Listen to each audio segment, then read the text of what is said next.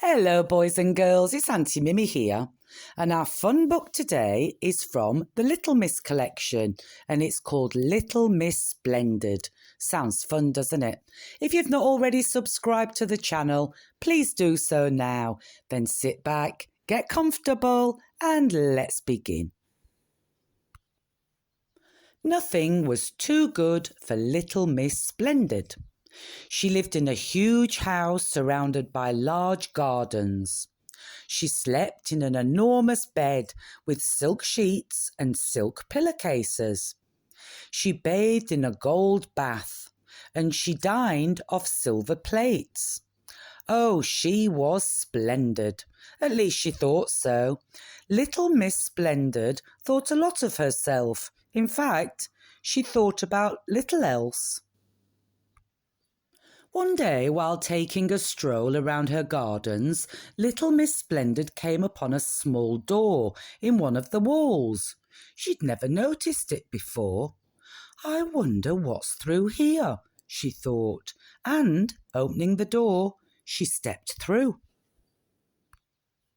She found herself on a road. Along came Mr. Small, out for a short walk. "Good morning," he remarked politely, raising his hat.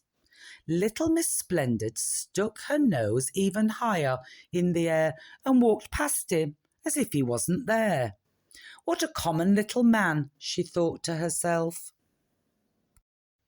She came to a bus stop. Mr. Happy and Mr. Daydream were waiting for a bus into town. "Hello," grinned Mr. Happy. "Who are you?" "I," she replied, "am splendid." "Oh," said Mr. Happy. "Are you going to catch the bus?" asked Mr. Daydream. "Me," she said. "The bus? Never. I," she went on, "have never ever in the whole of my life travelled on a bus." An expression of disdain crossed her face. "You have to sit next to people on buses," she went on, "and that would never do." "Oh," said Mr. Happy and scratched his head. He couldn't think of anything to say. Little Miss Splendid walked off with her nose very high in the air. Little Miss Splendid arrived in town. She looked at herself in all the shop windows as she walked down the street.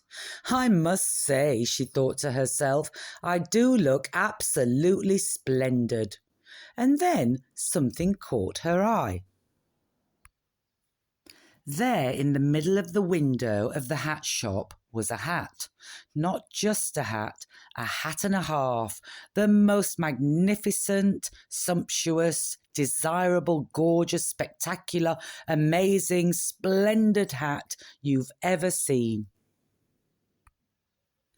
Little Miss Splendid marched into the shop. She snapped her fingers and a saleslady hurried to her side. "Good morning, madame," the saleslady said. Little Miss Splendid ignored her. "Can I help you?" "I," announced Little Miss Splendid, "wish to try on the hat in the window." Little Miss Splendid looked at herself in the mirror. "Magnificent," she breathed. "I look absolutely magnificent. I'll take it," she announced. "But don't you want to know how much it costs?" asked the saleslady. "Costs?" queried Little Miss Splendid loftily. "I never discuss money matters. Send me the bill." And she marched out of the shop. Little Miss Splendid stood on the pavement and held up her hand. "Taxi," she announced in a loud, important voice. A taxi stopped. "Take me home," she ordered, and went to get in. But of course she couldn't. Her new hat was much too large to fit through the taxi door. "Driver," she said, "you should purchase yourself a larger taxi." In the meantime, she went on, "I shall walk." The taxi driver grinned. Little Miss Splendid walked along. "Perhaps it's better to walk," she thought to herself, "so that everyone has a chance to admire my magnificent new hat." But then it happened. It started to rain. And the trouble was, the more it started to rain, the more it rained. And the trouble was, the more it rained, the more little Miss Splendid got wet.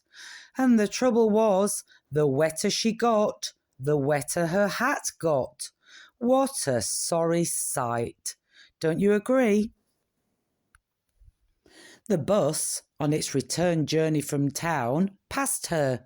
Mr. Happy and Mr. Daydream, on their way home and sitting in the dry, looked out of the window. "I say," remarked Mr. Happy, looking out at the bedraggled figure trudging along in the wet. "What a splendid sight!" Mr. Daydream giggled. "Splendid," he agreed. Little Miss Splendid, looking anything but splendid, arrived home. However, after a hot bath in her gold bath, and after a boiled egg in a gold egg cup, eaten with a silver spoon, she felt much better. In fact, later on, she spent an extremely pleasant evening looking at, well, what do you think she spent all evening looking at? No, not television. Herself in the mirror. Well, that was a fun little book today, wasn't it, boys and girls? I hope you enjoyed it as much as I did. As always, I want you to be kind to one another, look after one another, and try and have some fun every single day. Until next time, bye-bye.